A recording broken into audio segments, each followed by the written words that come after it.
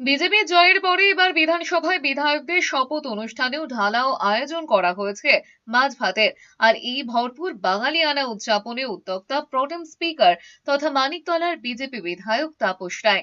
বিধায়কদের মধ্যাহ্নভোজে মাছ ভাতের আয়োজন করা হয়েছে। এ কথা বলার সময় মুচকি হাসেন তাপস রায়।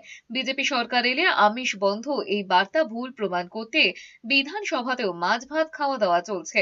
শপথ নেওয়া বিধায়কদের জন্য বুধবার বিধানসভায় ঢালাও মাছ ভাতের ব্যবস্থা করা হয়েছে।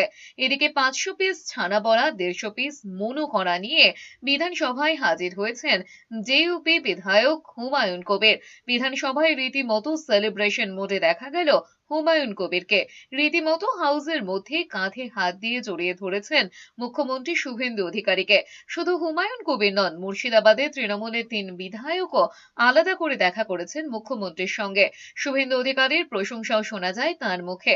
এদিকে বিধানসভায় মিষ্টির হাঁড়ি নিয়ে ঢুকে বিলিয়েছেন বিজেপি বিধায়ক তথা রাজ্যের মন্ত্রী দিলীপ ঘোষ। সমস্ত বিধায়কদের নিজের হাতে করে মিষ্টিমুখ করিয়েছেন মন্ত্রী দিলীপ ঘোষ।